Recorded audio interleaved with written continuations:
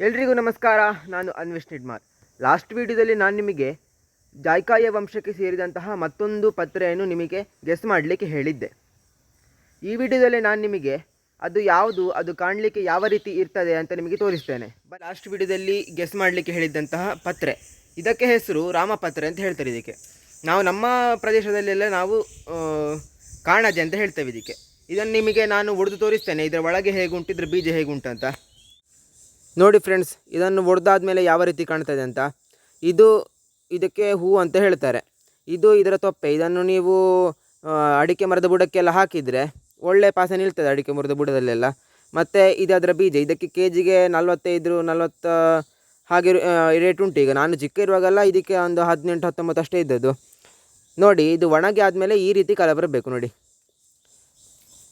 ಈ ರೀತಿ ಕಲರ್ ಬಂದರೆ ನಿಮಗೆ ಮಾರ್ಕೆಟಲ್ಲಿ ಎಷ್ಟು ರೇಟ್ ಉಂಟು ಅಷ್ಟು ರೇಟ್ ನಿಮಗೆ ಸಿಗ್ತದೆ. ಇಲ್ಲಾಂದರೆ ನಿಮಗೆ ಸ್ವಲ್ಪ ಕಡಿಮೆ ಹಾಕ್ತಾರೆ. ಒಂದು ಎಕರೆಲ್ಲ ಇದ್ದರೆ ನೀವು ಇದನ್ನು ಹಾಕ್ಬೋದು ಅಷ್ಟೇ. ಸ್ವಲ್ಪ ಜಾಗ ಇರೋರೆಲ್ಲ ಕಾಂಪೌಂಡ್ ಬದಿಯೆಲ್ಲ ಇದನ್ನು ಹಾಕಿದರೆ ಮತ್ತೆ ಜಾಗ ಫುಲ್ ಅದೇ ಆಗ್ಬೋದು ನಿಮಗೆ. ಹಾಗಾಗಿ ನಾನು ತುಂಬ ಜಾಗ ಇರೋರು ಇದನ್ನು ಹಾಕ್ಬೋದು ಅಂತ ಹೇಳ್ತೇನೆ.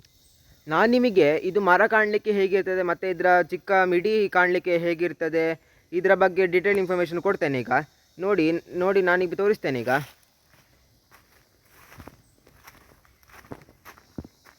ನೋಡಿ, ಇದು ನೆಕ್ಸ್ಟ್ ವರ್ಷಕ್ಕೆ ಆಗಲಿಕ್ಕೆ ಇರುವಂತಹ ಮಿಡಿ. ಇದೆಲ್ಲ ಇದಿನ್ನೂ ದೊಡ್ಡದಾಗಿ ನೆಕ್ಸ್ಟ್ ವರ್ಷಕ್ಕೆ ನಮಗೆ ಫಲ ಕೊಡಲಿಕ್ಕಿರುವಂತಹ ಮಿಡಿ.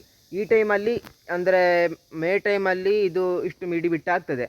ಇದರಲ್ಲಿ ಸ್ವಲ್ಪ ಇರೋದು, ಇನ್ನು ಬೇರೆದ್ರಲ್ಲೆಲ್ಲ ತುಂಬ ಉಂಟು. ನಮ್ಮ ಜಾಗದಲ್ಲಿ ಒಂದು 20-30 ಇಷ್ಟು ಮರ ಇರ್ಬೋದು, ಗಿಡ ಅಲ್ಲ ಮರ ಇರ್ಬೋದು. ಇದು ನನ್ನ ಅಜ್ಜ ಇರುವಾಗಲೇ ಹಾಕಿದಂತಹ ಗಿಡ ಇದೆಲ್ಲ. ಇದು ತುಂಬ ಎತ್ತರ ಹೋಗ್ತದೆ ಮರ. ಹಾಗಾಗಿ ನೀವು ಸ್ವಲ್ಪ ಜಾಗ ಇದ್ದರೆ ಇದನ್ನು ನೀವು ಹಾಕೋದು ಬೇಡ ಅಂತ ನನ್ನ ಅನಿಸಿಕೆ. ಮತ್ತು ತುಂಬ ಅಗಲ ಜಾಗ ಬೇಕು ಇದಕ್ಕೆ ಬೆಳೀಲಿಕ್ಕೆ. ಮತ್ತು ನಿಮಗೆ ತುಂಬ ಬೆನಿಫಿಟ್ ಉಂಟು ಇದರಿಂದ ಹಾಕಿದರೆ. ನಿಮಗೆ ನಿಮ್ಮ ಜಾಗಕ್ಕೆ ತುಂಬ ಬಿಸಿಲು ಬರ್ತಾ ಉಂಟಂದರೆ ಬಿಸಿಲು ಬರುವ ಸೈಡಿಂದ ಇದನ್ನು ನೆರಳಾಗಿ ನೆಟ್ಟು ಬಿಡ್ಬೋದು. ನೆಟ್ಟು ಬಿಟ್ಟರೆ ನಿಮ್ಮ ತೋಟಕ್ಕೆ ಬಿಸಿಲು ತಾಗುವುದಿಲ್ಲ, ಅಂದರೆ ನೆರಳು ಕೊಡ್ತದೆ ಇದು. ಮತ್ತು ಇದಕ್ಕೆ ನೀರು ಬೇಡವೇ ಬೇಡ. ಇದಕ್ಕೆ ನೆಟ್ಟು ಬಿಟ್ಟರೆ ಸಾಕು. ಮಾತ್ರ ನೆಟ್ಟು ಬಿಟ್ಟಾದಮೇಲೆ ಬಲ್ಲೆಯಲ್ಲೆಲ್ಲ ಇದ್ದರೆ ಅದು ಆಗಲಿಕ್ಕಿಲ್ಲ. ಅದಕ್ಕೆ ನೀವು ಸ್ವಲ್ಪ ಫಲವತ್ತಾದ ಮಣ್ಣು, ಹೊಸ ಮಣ್ಣು ಹಾಕಿದರೆ ಒಳ್ಳೆ ಬೇಗ ಬರ್ತದೆ ಅದು. ಒಂದು 8 ವರ್ಷದಲ್ಲೆಲ್ಲ ನೀವು ನಾರ್ಮಲ್ ಸಾಕಿದರೆ 8 ವರ್ಷದಲ್ಲೆಲ್ಲ ಬರ್ತದೆ. ನೀವು ಫುಲ್ ಚಂದ ಮಾಡಿ ಸಾಕಿದ್ರಿ ಅಂದರೆ ಒಂದು 6-7 ವರ್ಷದಲ್ಲಿ ನಿಮಗೆ ಫಲ ಕೊಡ್ತದೆ ಇದು. ನಾವು ಯಾವಾಗಲೂ ಇದನ್ನು ಕೊಕ್ಕೆ ಇಟ್ಟು ಇದು ಕೊಯ್ದು ಎಲ್ಲ ನಾವು ಗುದ್ದಿ ಇದನ್ನು ಒಣಗಿಸಿ ಮಾಡೋದಿಲ್ಲ. ಯಾಕೆಂದರೆ ನಾವು ಕೊಕ್ಕೆ ಹಾಕಿ ಇದನ್ನು ಕೊಯ್ದು ಒಣಗಿಸಿದರೆ ಇದು ತೂಕ ಕಡಿಮೆ. ಮತ್ತೊಂದು, ಅದು ಒಣಗಿಸಿ ಆದಮೇಲೆ ಕಪ್ಪಾಗ್ತದೆ, ಕಲರ್ ಚಂದ ಬರೋದಿಲ್ಲ. ಅದಕ್ಕೆ ನಾವು ಯಾವಾಗಲೂ ಇದನ್ನು ಹೆಕ್ಕಿ ಅದನ್ನು ಒಣಗಿಸಿಯೇ ಮಾಡೋದು. ಇದು ಬೆಳೆದಾದ್ಮೇಲೆ ಅದರಷ್ಟಕ್ಕೆ ಅದರ ತೊಪ್ಪೆ ಒಡೆದು ಬೀಳಲಿಕ್ಕೆ ಸ್ಟಾರ್ಟ್ ಆಗ್ತದೆ. ಮತ್ತು ಒಂದು ಪದ್ರ ಉಂಟು ಇದಕ್ಕೆ, ಅದು ನೀವು ಪೊಟ್ಟ ಹಕ್ಕಿ ಅಂತ ಕೇಳಿರ್ಬೋದು. ಅದು ಇದನ್ನು ಇಡೀ ಬಂದು ನುಂಗುತ್ತದೆ. ಅದು ನುಂಗಿದರೆ ಅದೊಂದು ಸ್ವಲ್ಪ ಲಾಸ್ ಆಗ್ತದೆ. ಅದೇ ತುಂಬ ಏನು ನುಂಗುವುದಿಲ್ಲ. ಅದಕ್ಕೆ ಎಷ್ಟು ಹೊಟ್ಟೆ ಫುಲ್ ಆಗ್ತದೆ ಅಷ್ಟು ನುಂಗುತ್ತದೆ ಅದು. ಮತ್ತೊಂದು ಎಂತ ಅಂದರೆ, ಮಂಗಗಳು ಬಂದರೆ ಇದನ್ನೆಲ್ಲ ಬಿತ್ತಿಸಿ ಕೆಳಗೆ ಹಾಕ್ತದೆ. ನಿಮಗೆ ಕೊಯ್ಯುವ ಕೆಲಸ ಇಲ್ಲ. ಮಂಗಗಳು ಬಂದರೆ ಬೇರೆ ಅಂತೂ ಪದ್ರ ಮಾಡೋದಿಲ್ಲ, ಬಿತ್ತಿಸಿ ಕೆಳಗೆ ಹಾಕ್ತದೆ ಅಷ್ಟೇ. ಅದರ ಬೀಜ ಬೇರೆ ಹೂ ಬೇರೆ ಮಾಡಿ ಇರ್ತದೆ. ನೋಡಿ ಫ್ರೆಂಡ್ಸ್, ಇದುವೇ ನಾನು ಹೇಳ್ತಿದ್ದಂತಹ ಕಾಣಜೆ ಮಿಡಿ. ಇದು ಚಿಕ್ಕದಿರುವಾಗ ಇರುವಂತಹ ಮಿಡಿ. ಇದು ಏಪ್ರಿಲ್-ಮೇ ಟೈಮಲ್ಲಿ ಈ ರೀತಿ ಇರ್ತದೆ. ಅಂದರೆ ಕಾಣಜೆ ಆಗೋದು ನಿಮಗೆ ಜನವರಿ-ಫೆಬ್ರವರಿ-ಮಾರ್ಚ್ ಟೈಮಲ್ಲಿ ಕಾಣಜೆ ಬೀಳಲಿಕ್ಕೆ ಸ್ಟಾರ್ಟ್ ಆಗ್ತದೆ. ಇದು ಮಿಡಿ ಈ ರೀತಿ ಇರ್ತದೆ. ನೋಡಿ, ಇಲ್ಲೆಲ್ಲ ಕಾಣ್ಬೋದು ನೀವು, ಇದೆಲ್ಲ ಮಿಡಿ. ಇದೆಲ್ಲ ಇನ್ನು ದೊಡ್ಡದಾಗಿ ನೆಕ್ಸ್ಟ್ ವರ್ಷಕ್ಕಾಗುವಂತಹ ಕಾಣಜೆ. ರಾಮಪತ್ರೆಗೆ ಮಾರ್ಕೆಟಲ್ಲಿ ಒಳ್ಳೆ ಕಲರ್ ಇದ್ದರೆ ಮಾತ್ರ ರೇಟ್ ಇರುವುದು ಅದರಲ್ಲಿ.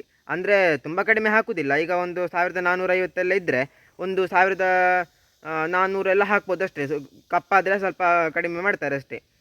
ಆದರೆ ಒಳ್ಳೆ ರೇಟ್ ಬಂದರೆ ನಿಮಗೆ ಒಳ್ಳೆ ಕಲರ್ ಬಂದರೆ ನಿಮಗೆ ಮಾರ್ಕೆಟಲ್ಲಿ ಎಷ್ಟು ರೇಟ್ ಉಂಟು ಅಷ್ಟೇ ರೇಟ್ ನಿಮಗೆ ಸಿಗ್ತದೆ.